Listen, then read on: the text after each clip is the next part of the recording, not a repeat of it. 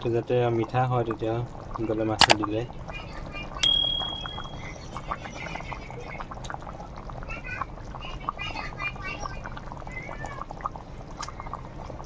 তো মাছ দি দিলোঁ দেখা পাইছে। সোনকালে আমি আগতকৈ দিলে অলপ মানে উতলালে মাছটো দিলে মিঠা হয়, চব্জিটো মিঠা হয়।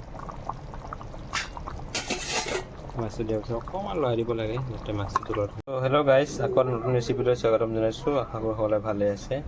তো আজি মাছৰ ৰেচিপি হ'ব। দেখা পাইছে বিলাহী, আলু, তাৰপিছত পিঁয়াজ, জলকীয়া, আদা, নহৰু খুন্দি থোৱা আছে। তো অলপ পাছত ফ্ৰাই কৰিম আৰু দেখিব পাৰিছে কাটি থোৱা আছে। দেখিব পাইছে পটল, ভাত কেৰেলা, বিলাহী এইবিলাক কাটি থোৱা আছে। মছলা যেতিয়া তেল দি দিয়া হ'লে হৈছে এতিয়া। তো এতিয়া মাছখিনি ফ্ৰাই কৰিম। অলপ গৰম হ'ব দিছোঁ তেলটো, অকণমান গৰম হৈছে বাৰু। দেখিছে এতিয়া মাছ ফ্ৰাই কৰি আছোঁ।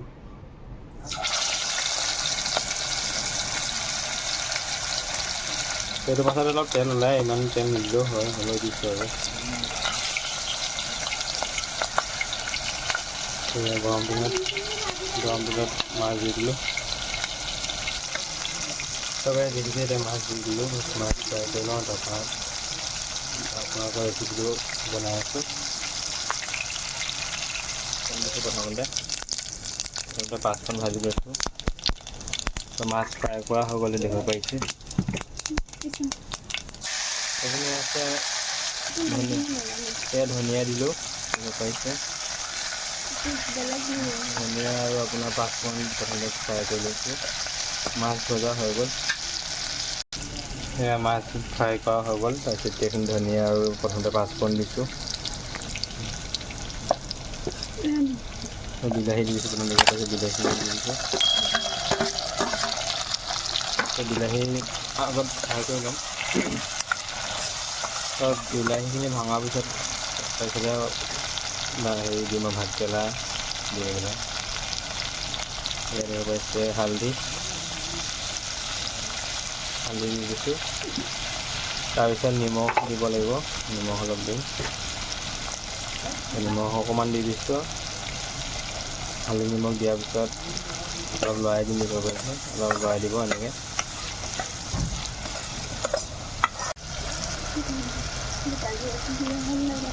তো এতিয়া মছলাখিনি দিয়া হ'ব।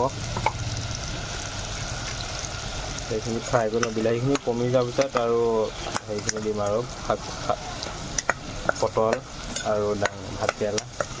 আলুটো আগতীয়াকৈ বইল কৰি লোৱা হৈছে। এতিয়া পিঁয়াজখিনি দিছোঁ, দেখিব পাৰিছে।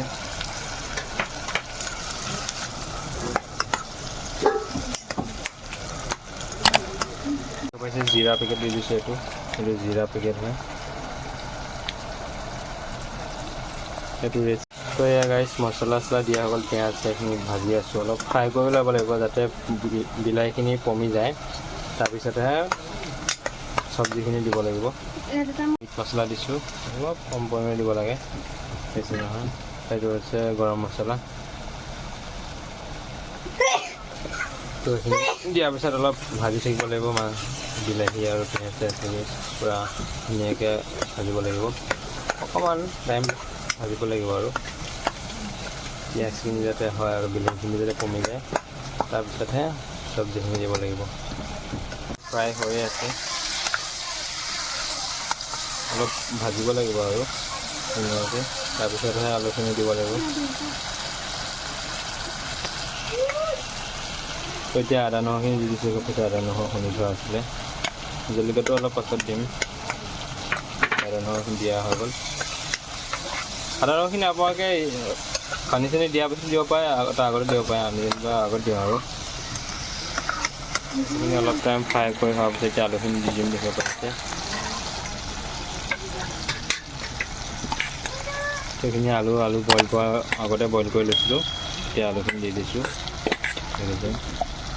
যাতে মানে আলুখিনি সিজোঁতে বেছি টাইম নালাগে।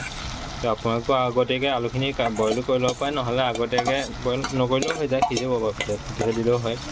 তেতিয়া আলুখিনি বইল কৰিলে মানে পাছত দিলেও হয়, যদি বইল নকৰে তেতিয়া আগত দিব লাগে আৰু।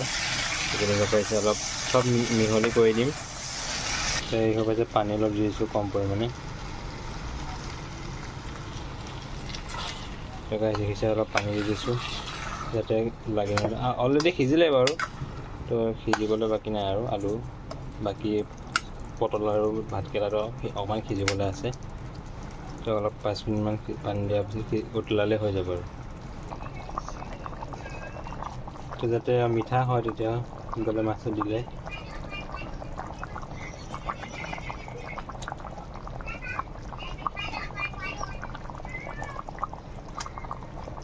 তো মাছ দি দিলোঁ দেখা পাইছে। সোনকালে আমি আগতকৈ দিলে অলপ মানে উতলালে মাছটো তেতিয়া মিঠা হয়, চব্জিটো মিঠা হয়। মাছটো দিয়াৰ পিছত অকণমান লৰাই দিব লাগে যাতে মাছটো তলত সোমাই যায়। এতিয়া উতলি মানে মাছৰ টেষ্টিটো হয় আৰু মিঠা হয় মাছটো, তৰকাৰীখিনি মিঠা হয়। তো এতিয়া দেখিবলৈ উতলি আছে। তো গাইজ কমেণ্ট কৰি জনাবচোন বাৰু তৰকাৰীটো কেনেকুৱা পাইছে বনাওঁতে। তো এতিয়ালৈকে হোৱা নাই, কমপ্লিট হ'লে মই দেখুৱাম বাৰু। এতিয়া উতলি আছে আৰু 5-10 মিনিট উতলাব লাগিব যাতে সকলো বস্তু সিজে। তো আপোনালোকেও এনেকৈ ট্ৰাই কৰি চাব পাৰিছে বনাবৰ কাৰণে ৰেচিপি মাছৰ লগত। তো ভাল লাগিলে লাইক এটা কৰি দিব। দেখিছে ফাইনেলি আমাৰ মাছৰ ৰেচিপিটো হৈ গ'ল। কচ মাছ, আলু, ভাতকেৰেলা আৰু আপোনালোকৰ পটল এনেকৈ ধেৰ কিবা কিবি দিলোঁ, ভিডিঅ'ত দেখিব পাব আপোনালোকে। এতিয়া ভাত বাঢ়ি লৈছোঁ দেখি পাইছে, নেমু অকণমান এইটো চেণ্টৰ কাৰণে। এইফালে নিমখ জলকীয়া আছে, এইফালে পানী বটল ৰাখি থোৱা আছে। তো এয়া ভাত বাঢ়ি দিলোঁ। তো আজি ৰাতি আহাৰটো আমাৰ এয়া মাছৰ লগত বিলাহী ভাতকেৰেলা এনেকৈ বনাইছোঁ। তো আকৌ এটা নতুন ৰেচিপি লগ পাম। তো আজিলৈ ইয়াতে ভিডিঅ'টো সমাপ্ত কৰিছোঁ। আৰু যদি ৰেচিপিটো চাই ভাল লাগে লাইক কমেণ্ট ছাবস্ক্ৰাইব কৰি দিব। ইউটিউব চেনেলটো মোৰ কৃষ্ণা ব্লগ হয়। তো ধন্যবাদ থাকিলে। তো আকৌ লগ পাম নতুন এটা ৰেচিপিত। Good night.